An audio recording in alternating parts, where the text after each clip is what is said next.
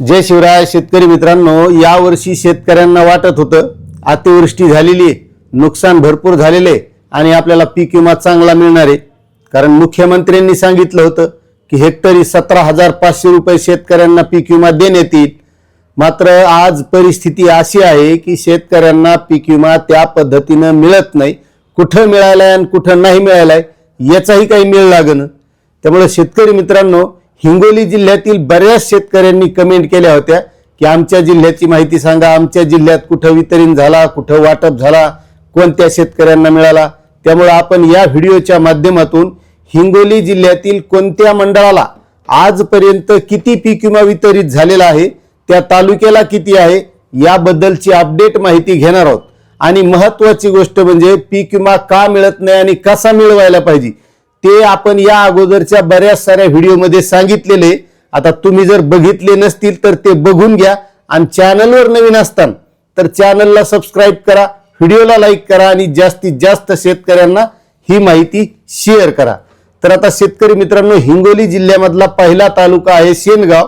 शेनगाव तालुक्यामध्ये 1,72,00,000 पीक विमा आजपर्यंत वाटप झाले। आता त्यामधले मंडळ आहेत, पहिलं मंडळ आहे हट्टा मंडळामध्ये 1,01,00,000 रुपये आजपर्यंत वाटप झाले। आणि महत्वाचं, तुम्हाला आला का नाही ते कमेंट करा आणि किती आलाय हे सुद्धा कमेंट करा, कारण नुकसान भरपूर झालं मात्र पीक विमा त्या प्रमाणात येत नाहीये, त्यामुळे नक्कीच कमेंट करा।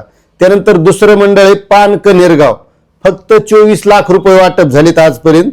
त्यानंतर तिसरं मंडळ आहे साखरा, 47 लाख रुपये वाटप झालेत। आता त्यानंतर आहे कळमनुरी तालुका।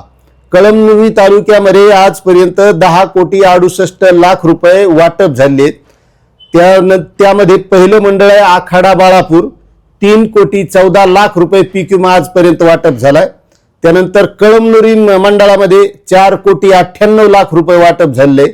त्यानंतर आहे नांदापूर, 2,97,00,000 रुपये पीक विमा आजपर्यंत वाटप झालाय। आणि आता महत्वाचं म्हणजे हिंगोली तालुका। हिंगोली तालुक्यामध्ये 2,91,00,000 रुपये पीक विमा आजपर्यंत वाटप झालाय। त्याच्यातलं पहिलं मंडळ आहे बासंबा, 2,10,00,000 रुपये पीक विमा वाटप झालाय। तुम्हाला आलाय का नाही हे कमेंट करा बरं का, म्हणजे सगळ्या शेतकऱ्याच्या लक्षात येते की त्याला वाटतं की आपल्यालाच नाही आला आणि बाकीच्याला आला काय। त्याच्यामुळे झिरो बी दाखित असेल तर झिरो कमेंट करा, म्हणजे सगळ्याच्या लक्षात येते।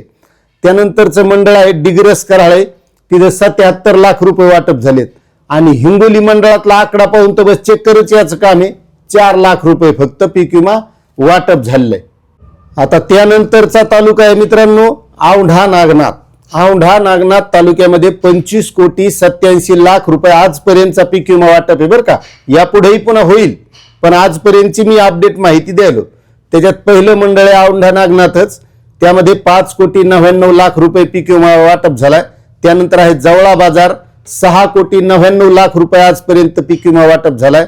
त्यानंतर आहे साळणा, 7,46,00,000 रुपये पीक विमा वाटप झालाय। त्यानंतर आहे येळेगाव सोळंकी, 5,43,00,000 रुपये पीक विमा आजपर्यंत वाटप झालाय। आणि त्यानंतर आहे वसमत तालुका। वसमत तालुक्यामध्ये 54,03,00,000 रुपये पीक विमा वाटप झालाय। त्यामध्ये पहिलं मंडळ आहे आंबा, 7,40,00,000 रुपये। त्यानंतर आहे वसमत मंडळ 79 लाख रुपये। गिरगाव मंडळामध्ये 6,96,00,000 रुपये पीक विमा वाटप झालाय। त्यानंतर आहे हट्टा, 14,71,00,000 रुपये वाटप झालेत। त्यानंतर हयातनगर मंडळामध्ये 7,86,00,000 रुपये पीक विमा वाटप झालाय। त्यानंतर आहे कुरुंदा मंडळ, त्यामध्ये 4,75,00,000 रुपये त्या शेतकऱ्यांना वाटप झालेला आहे पीक विमा। आणि टेंभुर्णी मंडळामध्ये 11,54,00,000 रुपये पीक विमा वाटप झालेला आहे। आता एवढ्या मंडळामध्ये पीक विमा वाटप झालेला आहे ही आजपर्यंतची अपडेट माहिती तुम्हाला दिली, कारण बरेच शेतकरी कमेंट करून विचारू लागले आम्हाला आला नाही, आमच्या मंडळात आला का। मग हे काही जे हिंगोली जिल्ह्यातले मंडळ आहेत, एवढ्या मंडळात एवढा पीक विमा वाटप झालंय। आता तुम्हाला आला का नाही ते कमेंट करा आणि आपल्या चॅनलवर नवीन असताना तर सबस्क्राइब करा। आणि महत्वाचं सांगतो शेतकरी मित्रांनो, आता तरी जागृत व्हा।